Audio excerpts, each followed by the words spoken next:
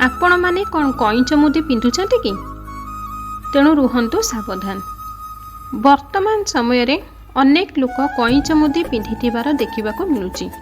हेले केउ लोक केउ प्रकट कईच मुदी पिंधिले सेमानक पई शुभ फल प्रदान करिथाय। सेमाने अनेक सही विषय रे जानि नथांती। तेबे आज आमे आपनको किए ओ किपरि मुदी पिंधिबा द्वारा शुभ होइथाय सही विषय रे आसंतु जानिबा। कईच मुदी साधारणतः रूपार होइथिबा आवश्यक अटे।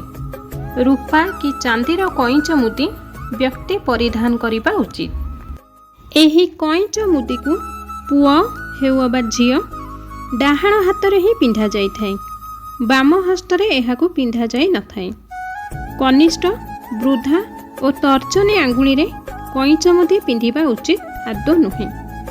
मध्यमा किमा अनामिका आंगुली रे एहाकू परिधान करंतु।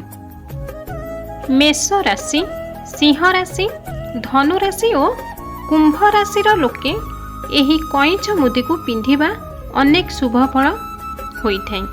सेही राशि व्यक्ति को बहुत गुड़िए शुभ फल मिलिथाय।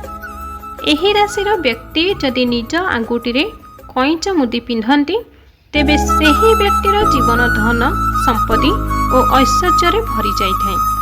अन्य राशि बिछा राशि एवं मीन राशि लोकंक पई कईच मुदी को पिंधिबा द्वारा शुभ फल प्रदान आदौ करि नथाय। तेणु एही राशि लोके निज हाथ रे कईच मुदी आदौ पिंधंतु नाही। एहा व्यतीत अन्य राशि गुड़िक पई एही मुदी मध्यम धरणर फल प्रदान करिथाय।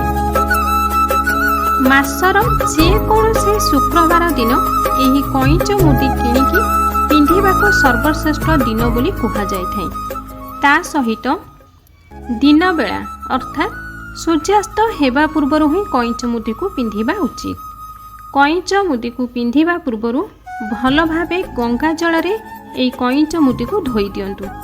तापरे प्रभु नारायण और लक्ष्मी माँ को पाखरे एहाको पूजा करी एहा उपरे पंचामृत छिंचन करी पिंधंतु।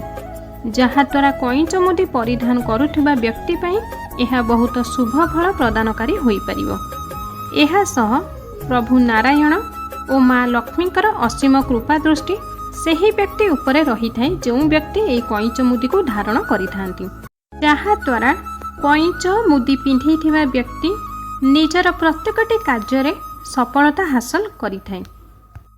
जो व्यक्ति निजर राशि अनुसार एही कईच मुदी को धारण करिथांती सेही व्यक्ति सफलतार शीर्ष रे ही जल्दी पहुंची थांती।